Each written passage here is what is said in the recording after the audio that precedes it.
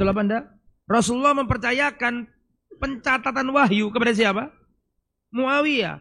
Maka bagaimana mungkin kita tidak percaya ketika dia jadi khalifah? Seperti orang Syiah, gak percaya sama Muawiyah. Tidak diakui kekhalifahannya. Wong Rasul saja mengamanahkan pencatatan wahyu kepada siapa? Muawiyah. Pencatatan wahyu. Seandainya dikorupsi 1 huruf 2 huruf bisa berubah loh maknanya. Paham enggak? Itu pun Rasulullah mengamanahkan itu kepadanya. Dan Muawiyah ini sebenarnya enggak disebutkan secara khusus di sini. Tapi kenapa perlu disebutkan secara khusus?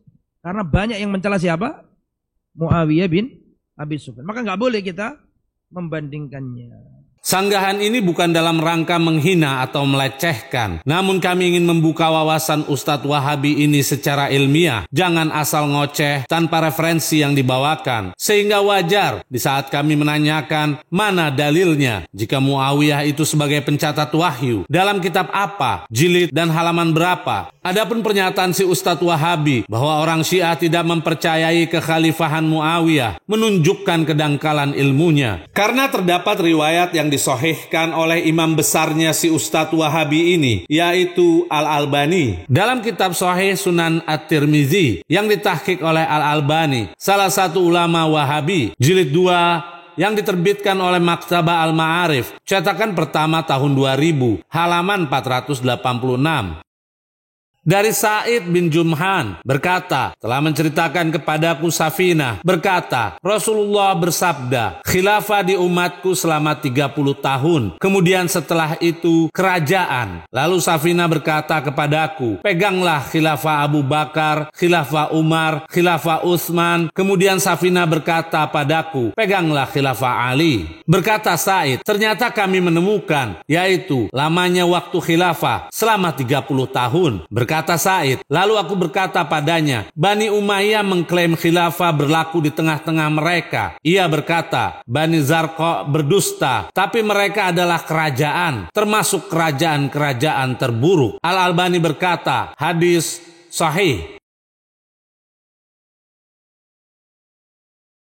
Sangat jelas bukan para pemirsa bahwa Al-Albani salah satu ulama besar Wahabi telah mensahihkan riwayat yang menyatakan bahwa kekhalifahan berhenti pada Ali bin Abi Thalib. Jadi bagaimana mungkin Muawiyah digolongkan sebagai khalifah? Bagi yang keberatan silakan protes Al-Albani, bukan menuduh kelompok Syiah. Dalam kitab An-Nihayah fil Fitan karya Ibn Katsir, salah satu ulama Ahlus Sunnah, jilid 1 yang diterbitkan oleh Darul Hadis, halaman 18. Ibn Katsir berkata, maksud dari 12 khalifah ini bukan pemimpin yang berurutan sampai ke dinasti Bani Umayyah. Karena hadis riwayat Safinah mengatakan, kekhalifahan setelahku selama 30 tahun. Hadis ini menolak adanya kerajaan. Sampai kalimat, akan tetapi para imam 12, terdapat di antara mereka 4 imam, yaitu Abu Bakar, Umar, Utsman, Ali, dan putranya, yaitu Al-Hasan juga. Dan di antara mereka juga terdapat sosok yang bernama Umar bin Abdul Aziz.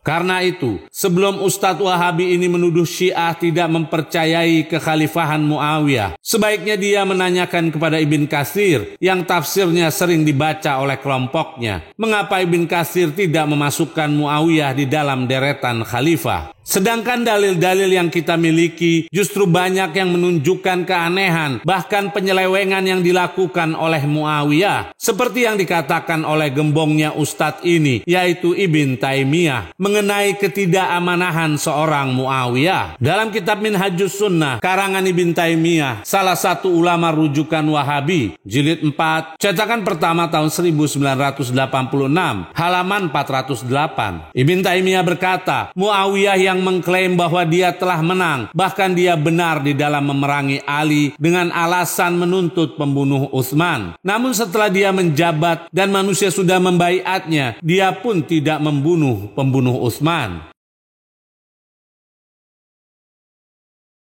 di mana amanah dan janjinya seorang Muawiyah untuk menuntut pembunuh Utsman, atau memang Muawiyah memiliki alasan dan tujuan lain di dalam memerangi Ali? Bagi kelompok Wahabi yang keberatan, silahkan protes imam besarnya sendiri, yaitu Ibn Taimiyah, yang mana dia telah menuduh Muawiyah tidak menghakimi para pembunuh Utsman. Sekarang mari kita lihat siapa lagi di antara ulama Ahlus Sunnah yang tidak memperhitungkan pribadi Muawiyah. Dalam kitab Fathul Bari karya Ibn Hajar Al-Asqalani, salah satu ulama Ahlus Sunnah, jilid 7 yang diterbitkan oleh Al-Maktabah As-Salafiyah halaman 104. Ibn Hajar berkata, hadis ini dikeluarkan juga oleh Ibn Al-Jauzi dari jalur Abdullah bin Ahmad bin Hambal. Aku, yaitu Abdullah, bertanya pada ayahku, yaitu Imam Ahmad bin Hambal, apa pendapatmu tentang Ali dan Muawiyah? Beliau diam sejenak, kemudian berkata, ketahuilah bahwa Ali memiliki banyak musuh, maka musuh-musuhnya mencari-cari aib dan kesalahan Ali, namun mereka tidak mendapatinya. Kemudian mereka melihat kepada seseorang yang telah memeranginya, yaitu Muawiyah, lalu mereka menciptakan keutamaan-keutamaan untuk Muawiyah yang tidak ada aslinya. Kami tegaskan, tidak ada aslinya. Terdapat riwayat yang banyak tentang keutamaan Muawiyah, akan tetapi tidak ada yang sahih dari sisi sanad. Kami tegaskan, akan tetapi tidak ada yang sahih dari sisi sanad, sebagaimana telah ditetapkan oleh Ishaq bin Rahawai dan An-Nasai juga selain mereka berdua.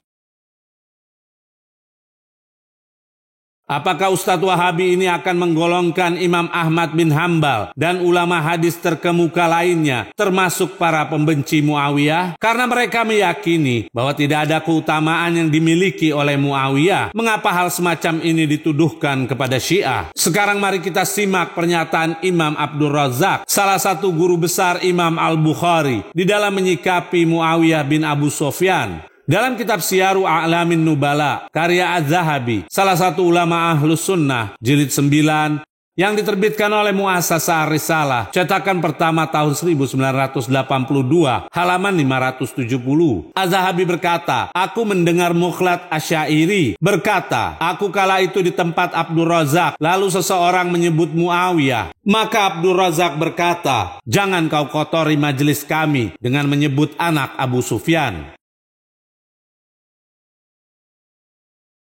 Ternyata terdapat salah satu guru Imam Al-Bukhari yang membenci Muawiyah. Karena itu sepantasnya Ustadz Wahabi ini tidak perlu menjadikan Al-Bukhari sebagai panutan lagi. Namun anehnya, kebencian terhadap Muawiyah tersebut dilimpahkan kepada Syiah. Bukti Abdul Razak sebagai guru Imam Al-Bukhari, silahkan buka link di bawah ini.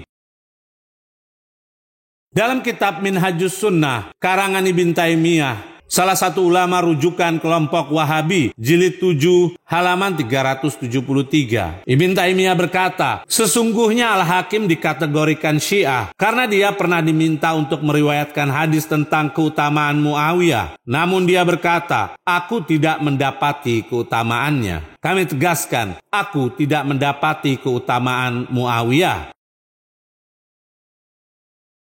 Dari pernyataan Ibn Taimiyah di atas menunjukkan bahwa Al-Hakim An-Naisaburi telah melecehkan seorang sahabat, yaitu Muawiyah, sehingga kelompok Wahabi mulai sekarang tidak pantas lagi menggunakan kitab Mustadrak ala Sahihain karya Al-Hakim sebagai rujukan karena dia telah membenci Muawiyah. Dalam kitab Syiaru A'lamin Nubala, karya Az-Zahabi, salah satu ulama Ahlus Sunnah, jilid 14, halaman 129.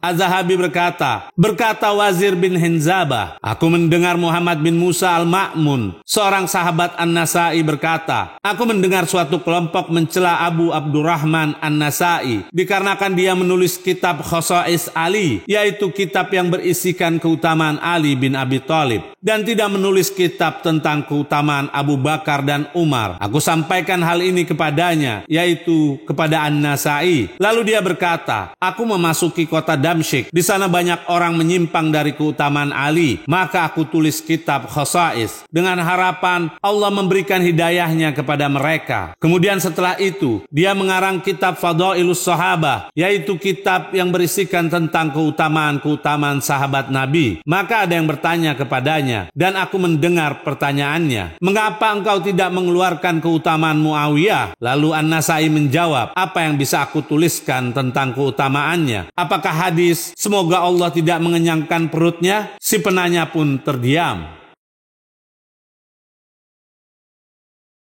Di sini Imam An-Nasai dengan terang-terangan mencela, bahkan melecehkan sahabat Nabi yaitu Muawiyah. Sehingga mulai sekarang, kelompok Wahabi tidak boleh menjadikan An-Nasai sebagai rujukan, karena beliau telah membenci Muawiyah. Mari pemirsa simak apa yang dikatakan oleh salah seorang ulama yang pastinya bukan ulama Syiah. الراجح عندي أنه لم يصح في فضل معاوية حديث واحد أبدا، وقد سبق إلى مثل هذا الحكم عدد من أهل العلم، يعني ممن ذكر هذا الأمر إسحاق بن راهويه أنه لم يصح في فضل معاوية حديث خاص، والإمام النسائي كما ذكرنا سابقا، والإمام الحاكم أيضا، ثم عدد من كتب الصحاح كالبخاري مثلا لم يرد ولا حديث في باب فضائل الصحابة تدل على فضل معاوية رضي الله تعالى عنه.